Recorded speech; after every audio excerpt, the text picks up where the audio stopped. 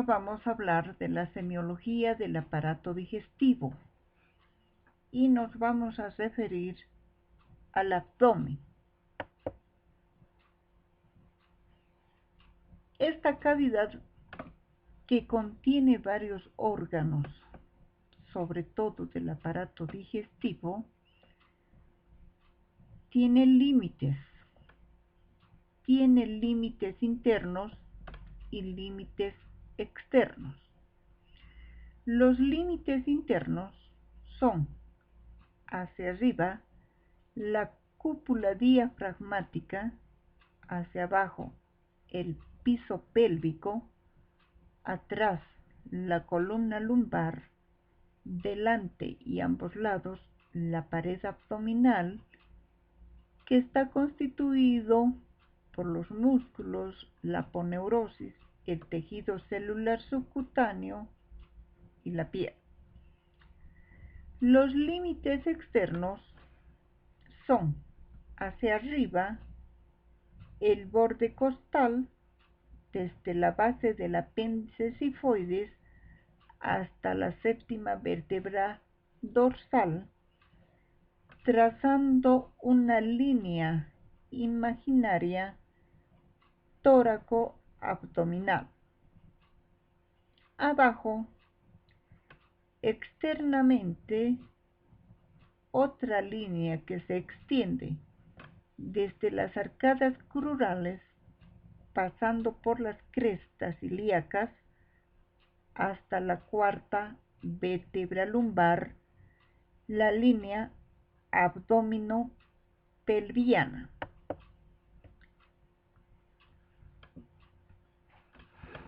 El abdomen tiene también una división topográfica. La escuela anglosajona hace una división del abdomen en 4 cuadrantes. Se trazan 2 líneas imaginarias perpendiculares que pasan por el ombligo.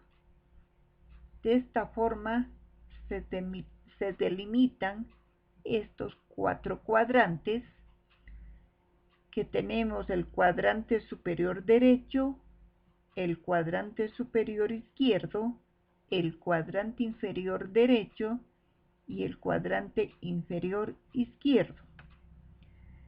Cada cuadrante tiene a ciertos órganos, o sea, a la proyección de ciertos órganos. Como ustedes ven en la imagen, tenemos el contenido del cuadrante superior derecho, del cuadrante superior izquierdo, del cuadrante inferior derecho y del inferior izquierdo. La escuela francesa, o también la latina, hace una división del abdomen por regiones, donde se trazan 2 líneas verticales y 2 horizontales. Las 2 líneas verticales son la continuación de las líneas medioclaviculares que se prolongan hacia abajo hasta los lados del pubis. De las 2 líneas horizontales, una superior o subcostal que une la parte más baja de las décimas costillas, proyectada en la parte posterior a la altura del disco que separa la segunda de la tercera vértebra lumbar, y la inferior o transtubercular, que pasa por los tubérculos de las crestas ilíacas, más o menos a 5 centímetros por fuera de las espinas ilíacas anterosuperiores, y corresponde por detrás a la quinta lumbar. Se constituye así 9 sectores o regiones que en la parte media tenemos la región del epigastrio en la parte media superior. Hacia el lado derecho, el hipocondrio derecho. Hacia el lado izquierdo, el hipocondrio izquierdo. Por debajo del epigastrio está el mesogastrio o región umbilical. Hacia el lado derecho tenemos el flanco derecho y hacia el lado izquierdo el flanco izquierdo. Por debajo del mesogastrio tenemos al hipogastrio, que al lado derecho tenemos la fosa ilíaca derecha y al lado izquierdo la fosa ilíaca izquierda.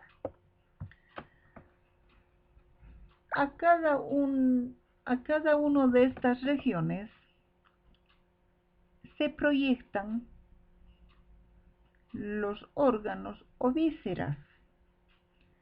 Así tenemos que en el epigastrio está el lóbulo izquierdo del hígado, el estómago, duodeno, cabeza y cuerpo del páncreas, la aorta, la cava inferior, el conducto torácico y la columna vertebral.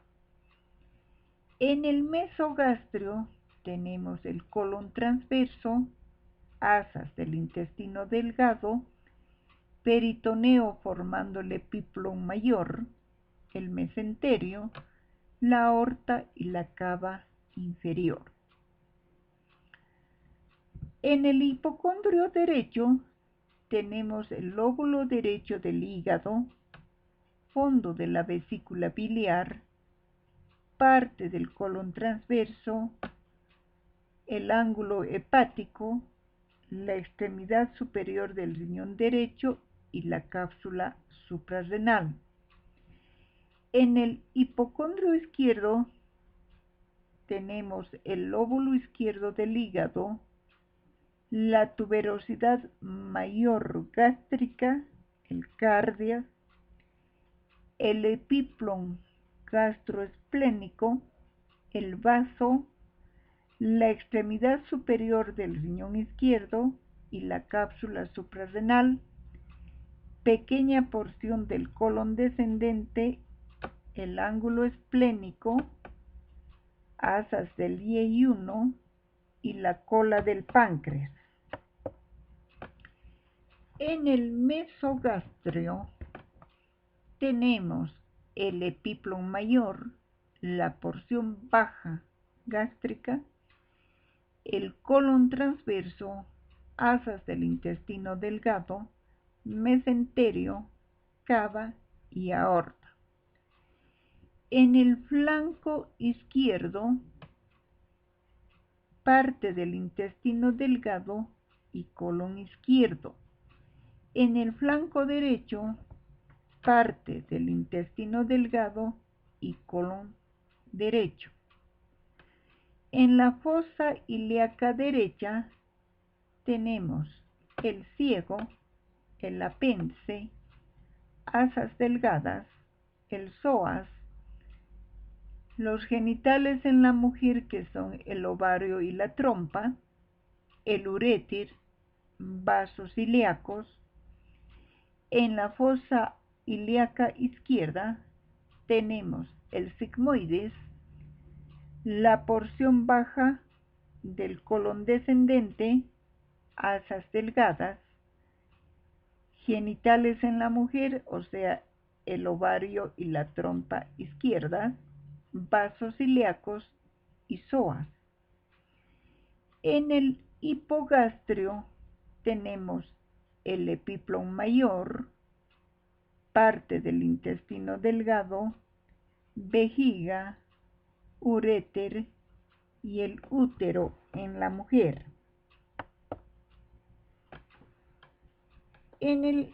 Para el examen del abdomen debemos cumplir ciertos requisitos. como estar en un ambiente con buena ventilación e iluminación, presentarse con su paciente, informarle lo que se va a realizar, solicitarle su autorización para proceder con el examen clínico, realizar el lavado clínico de manos, la aplicación de alcohol en gel. Las manos tienen que estar tibias y con uñas cortas. Comprobar que el paciente ha vaciado la vejiga. El paciente debe estar cómodo en una camilla en posición de cúbito dorsal, la cabeza sobre una almohada, las piernas extendidas o en ligera semiflexión y las manos a los costados del cuerpo. En algunos casos es necesario cambiar de posición, como en una valoración de ascitis. Por ejemplo, el examinador debe ubicarse a la derecha del paciente. Antes de empezar la palpación, se le pide al paciente que señale las zonas o zona que presenta dolor, si es el motivo de consulta, para explorarlas al final. Se recomienda distraer al paciente con alguna conversación o con preguntas para evitar el miedo y sobre todo la contracción de los músculos abdominales. Se solicita al paciente aflojar sus prendas y descubrir bien el abdomen. Se debe colocar una media sábana para cubrir el área que no se examinará, como puede ser la región inguinal y los miembros inferiores. Cumpliendo esos requisitos, se comienza a hacer la exploración física, que en el caso del abdomen, primeramente se hace la inspección, luego la auscultación, sigue la percusión y la palpación. La inspección se divide en estática, donde se observa el abdomen normal, que es plano, simétrico, con forma de S itálica, viendo de perfil, presentando una leve excavación en epigastrio, leve prominencia en mesogastrio y leve excavación en hipogastrio, previa al pubis. O bien, se observa como un cilindro aplanado en la edad adulta. En los niños y en la vejez tiende a ser globuloso. Es importante tomar en cuenta además el biotipo del paciente. Los microesplágnicos aparecen con un abdomen excavado, con pronunciada prominencia de las espinas ilíacas anterosuperiores y los de bordes costales. Los macroesplágnicos presentan un abdomen abultado, tenso, con abundante tejido o panículo adiposo. Además, observando el abdomen, debemos ver al medio esa línea vertical o línea blanca. Debemos observar también la distribución del vello en el pubis, que en la mujer tiene la forma de un triángulo de base superior, mientras que en el varón tiene una forma romboidal.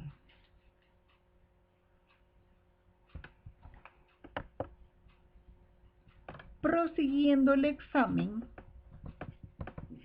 observamos o podemos encontrar diversos tipos de contorno abdominal. Podemos encontrar una distensión generalizada con el ombligo deformado en pacientes, por ejemplo, con obesidad o meteorismo reciente. Puede existir una distensión de la mitad superior en una dilatación gástrica, en un quiste pancreático, en una carcinomatosis.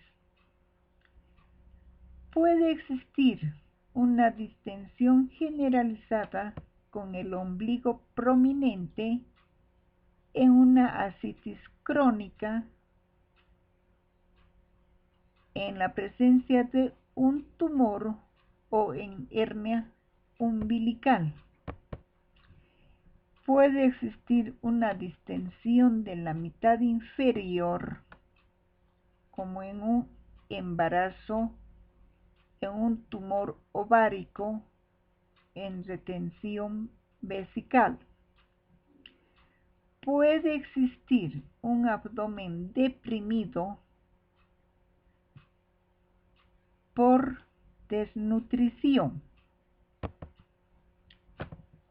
Puede existir distensión del tercio inferior en la presencia de un fibroma de útero, ya lo dijimos, en un embarazo y también en una distensión vesical. Podemos observar diversas formas y tipos de abdomen.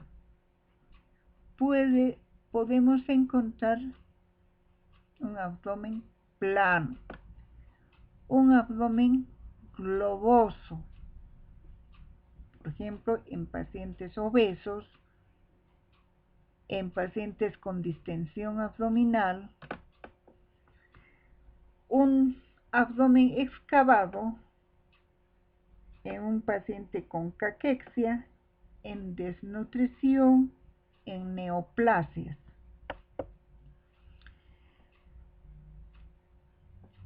Puede existir abdómenes globalmente prominentes, como en el embarazo, o puede existir en una paciente multípara, donde ya existe hipotonía muscular. Puede haber distensión por una ascitis, donde además adopta la forma de abdomen de batracio, donde el líquido además distiende las partes laterales del abdomen. Puede haber un abdomen en delantal, cuando sobre todo existe en mujeres, cuando se colocan de pie el abdomen, la pared del abdomen hace un repliegue en delantal. Puede existir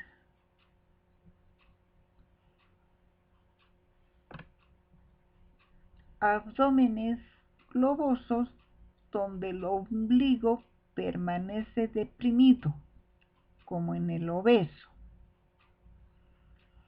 Pero en algunos casos el ombligo se encuentra sobresaliendo, o sea, evertido, cuando existe bastante distensión de la cavidad abdominal.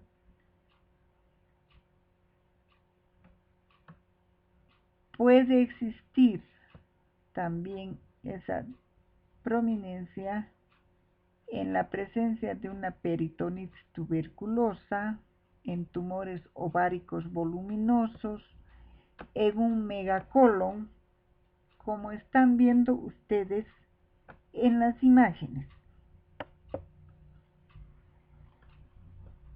También puede existir distensiones localizadas.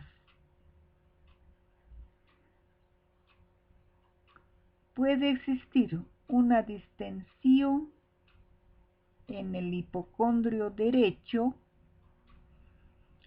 como existe en una hepatomegalia, o al otro lado, en el izquierdo, en una esplenomegalia.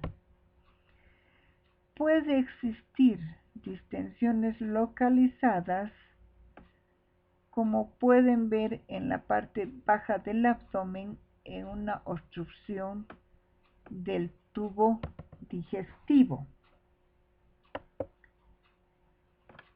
Además de las formas de abdomen, podemos encontrar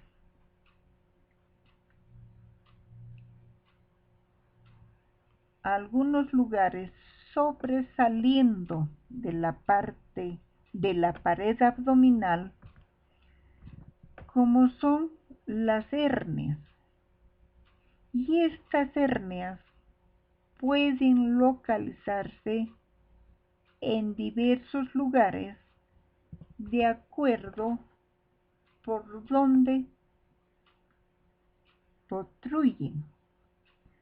Así podemos obtener o podemos ver una hernia epigástrica, una hernia umbilical, una hernia a nivel de una cicatriz incisional, de una hernia inguinal, de una hernia femoral, de acuerdo a su localización. Además, vamos a evaluar la piel abdominal, donde podemos encontrar estrías, equimosis, alteraciones en ombligo, circulación colateral, edemas, cicatrices. En la piel puede existir diversas lesiones, primarias o secundarias. Podemos encontrar erupciones como en la rociola tífica, rociola sifilítica, lesiones de un herpes zóster. Podemos encontrar manchas azules como en una pitiriasis inguinal. En los ciróticos podemos encontrar lesiones de rascado o pústulas por infección secundaria. Podemos encontrar coloraciones azuladas como las equimosis. Además, podemos valorar y encontrar estrías, que como sabemos son por ruptura de las fibras de colágeno. Si son antiguas, son de coloración blanca. Si son recientes, toman esa coloración roja vinosa, como en los embarazos. Podemos encontrar manchas como ser una coloración azulada periumbilical, constituyendo el signo de Cullen, o una coloración azulada en flancos, constituyendo el signo de Turner, que ambos signos se presentan cuando existe una pancreatitis hemorrágica. Valorando el ombligo, vamos a encontrar normalmente en posición central, pero puede desplazarse hacia abajo como en una ascitis. Lateralmente en una hepatomegalia o en una esplenomegalia. Hacia arriba en un embarazo, en tumores ginecológicos. El ombligo normalmente es umbilicado o plano. Cuando existe ascitis, se puede ver que protruye hacia afuera, o sea, existe un ombligo evertido. Puede existir una onfalitis, que es una inflamación del ombligo que se manifiesta por enrojecimiento y muchas veces por la presencia de secreción. Valoramos también en la pared abdominal la existencia de circulación colateral con disposición en cabeza de medusa a partir del ombligo, una circulación colateral porto-cava. Podemos encontrar con una disposición vertical en las partes laterales cuando la circulación colateral es cava-cava. Podemos encontrar edema en la pared abdominal en aquellos pacientes que llegan incluso a anasarca. Podemos encontrar ascitis con una distensión del abdomen donde el líquido está en la cavidad peritoneal. Valoramos también la presencia de cicatrices postquirúrgicas. Estas cicatrices pueden tener diversa disposición y estar ubicadas en distintos lugares. Así tenemos una oblicua casi en hipocondrio derecho cuando ha existido una cirugía de vesícula biliar. Podemos tener una paramediana supraumbilical, una mediana supra e infraumbilical, una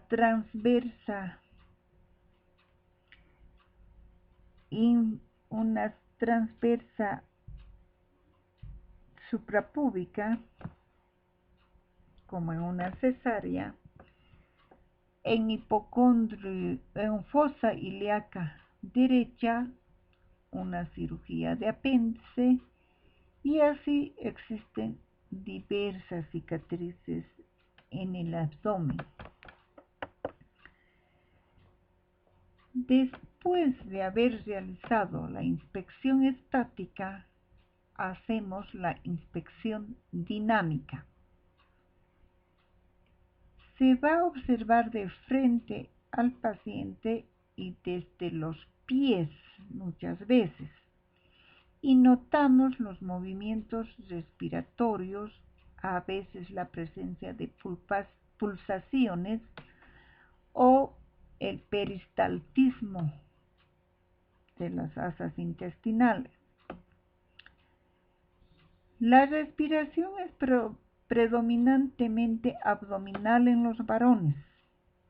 El abdomen se levanta y desciende con la respiración. En individuos delgados puede verse pulsaciones de la aorta abdominal en la línea media y también puede observarse movimientos peristálticos. El peristaltismo puede observarse también en caso de obstrucciones. Después recién pasamos a la auscultación del abdomen. Se ausculta primero porque la palpación y la percusión pueden alterar los fluidos hidroaéreos intestinales. Esta técnica se emplea para valorar la motilidad intestinal y descubrir ruidos de origen vascular, para lo cual se coloca el diafragma del estetoscopio sobre la pared abdominal, presionando en forma suave mientras el paciente respira lentamente.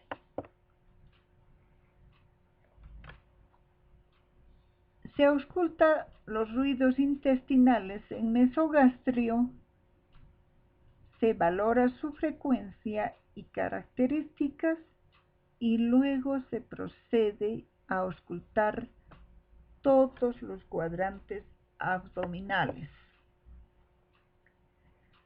Los ruidos intestinales, o sea, son ruidos hidroaéreos suaves, continuos, de 5 a 35 por minuto, no acompañados de dolor, producidos por la movilización de contenido líquido gaseoso en el intestino.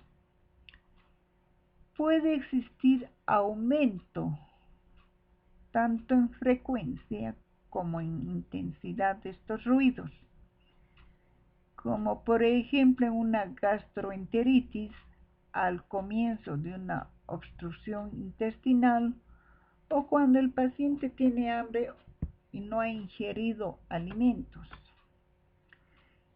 Puede existir disminución durante el sueño, en un estreñimiento o en el comienzo del hilo paralítico, y puede haber ausencia de estos ruidos intestinales en un hilo paralítico, en una peritonitis. También se puede auscultar ruidos vasculares, o sea, puede existir soplos arteriales sistólicos y diastólicos que indican una obstrucción parcial de alguna arteria abdominal. Puede ser a nivel de aorta, que sobre todo se ausculta a nivel de epigastrio en la línea media. Puede ser en la arteria renal derecha o izquierda,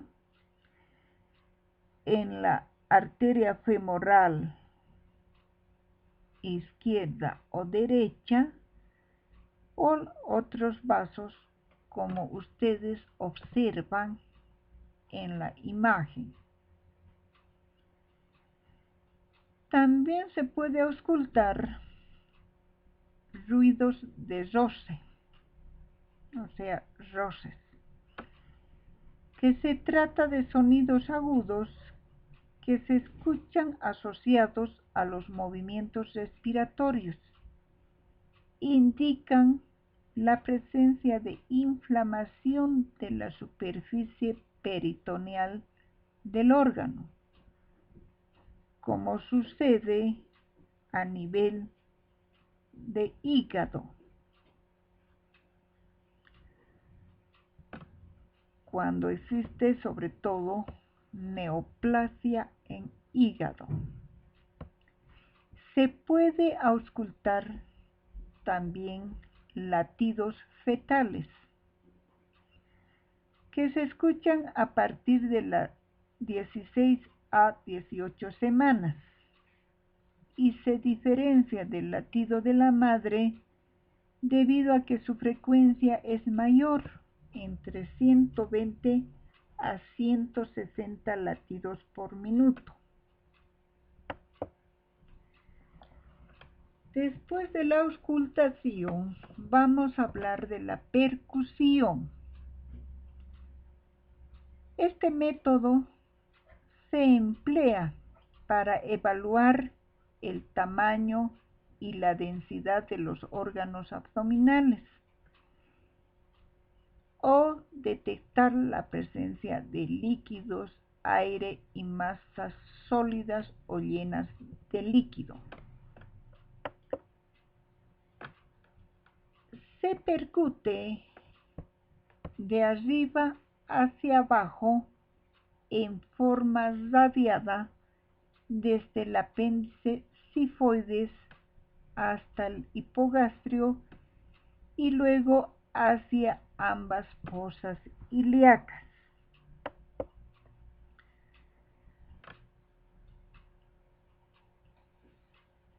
Los ruidos que se obtienen son, puede ser un timpanismo, donde se escucha como una nota musical de un tono más agudo que la resonancia, sobre las vísceras llenas de aire. Existe hiperresonancia, el tono entre el timpanismo y la resonancia en la base del pulmón derecho. Resonancia es una nota sostenida de tono moderado sobre el tejido pulmonar y a veces sobre el abdomen. Matidez, que es una nota corta de tono grave con escasa o ninguna resonancia sobre los órganos sólidos o bien sobre órganos sólidos y adyacentes a estructuras llenas de aire.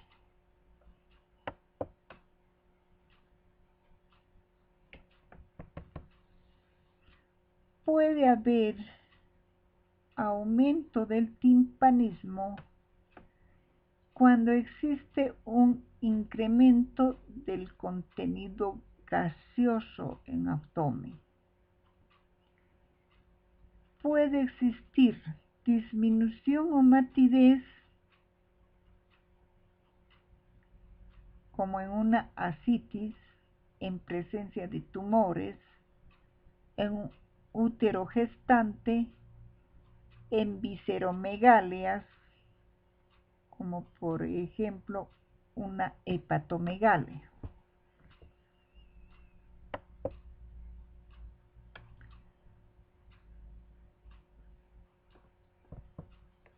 Cuando existe ascitis,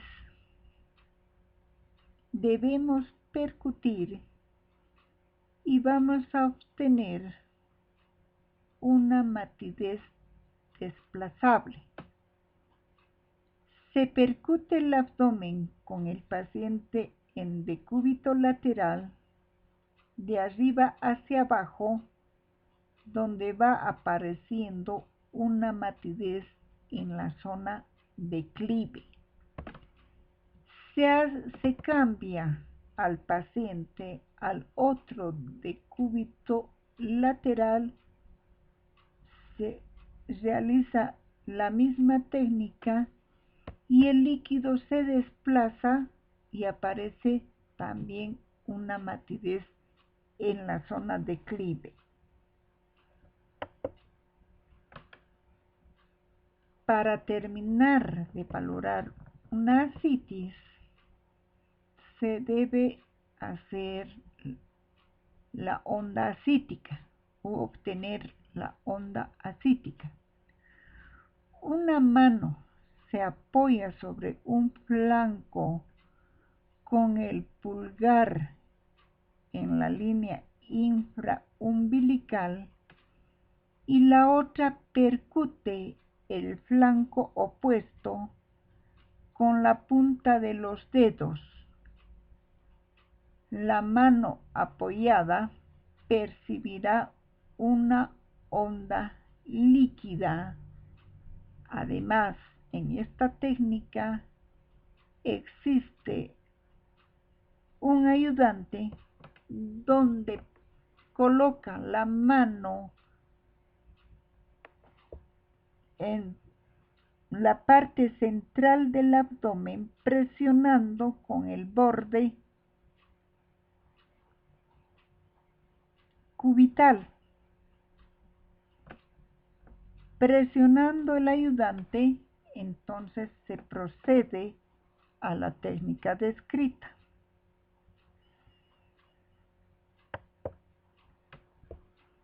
Después de la percusión, pasamos a la palpación.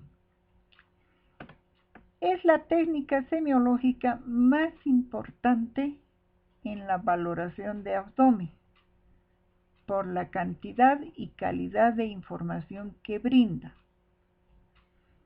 Esta palpación puede ser monomanual o puede ser bimanual.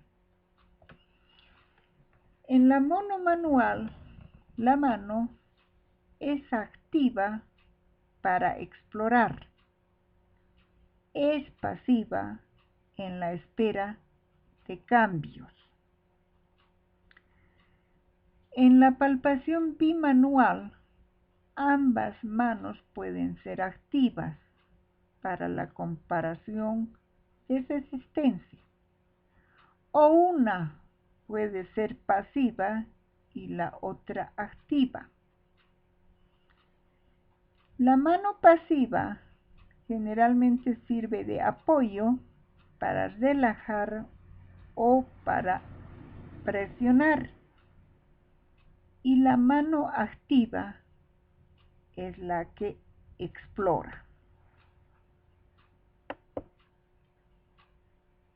El abdomen normalmente a la palpación es blando, depresible, no doloroso. Clásicamente, esta palpación se divide en superficial y profunda. La palpación superficial tiene maniobras como la mano de escultor de Merlo, la maniobra de esfuerzo, la exploración de la tensión abdominal. En la mano de escultor de Merlo es la maniobra con que comienza la palpación del abdomen. Se realiza pasando la mano derecha plana por la superficie del abdomen, permitiendo la relajación de la pared. Además, valora la detección de bultos, que son tumoraciones como lipomas, hematomas, abscesos, hernias, eventraciones. Explora también esta mano la temperatura, la sensibilidad y el trofismo de la pared abdominal. La maniobra de esfuerzo se indica al paciente que que levante la cabeza o las piernas para contraer los músculos rectos anteriores. Lo que está por delante se palpa mucho más fácilmente y suele ser móvil, y lo que no se encuentra en la cavidad se hace más bien, y lo que se encuentra en la cavidad se hace imposible de palpar.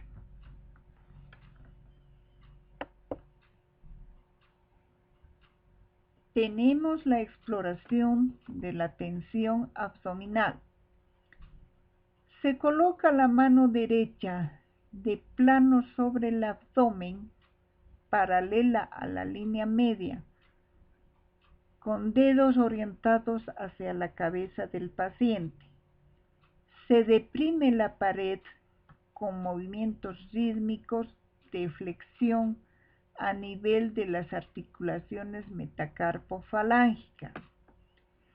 Se comienza desde abajo hacia arriba, por fuera de los rectos, y se compara la tensión en zonas simétricas de ambos hemiabdómenes. La tensión abdominal incrementada por causas de la pared o en la cavidad, por ejemplo, irritación peritoneal en la pared. En la cavidad puede ser por una apendicitis aguda, una colecistitis o una peridiverticulitis. En casos avanzados puede presentarse espontáneamente y doloroso, como en perforación de una víscera hueca, a lo que se le conoce como abdomen en tabla. Puede también existir disminución de la tensión abdominal después de embarazo, en desnutrición de tipo congénito, donde la mano del examinador puede llegar inclusive hasta la columna dorsal. Y luego viene ya la palpación profunda. Esta palpación, como su nombre dice, es ya profunda. O sea, la mano del examinador debe ingresar en forma oblicua sobre todo los pulpejos de los dedos, con el objetivo de valorar las vísceras. O sea, aquí ya se valoran órganos como vísceras huecas, estómago, colon, ciego, vísceras sólidas como el hígado, el vaso, o bien la presencia de visceromegalias, de tumoraciones. Para cada órgano se aplican maniobras y técnicas adecuadas. Puede ser monomanual o bimanual. Tenemos las referencias bibliográficas y muchas gracias, jóvenes.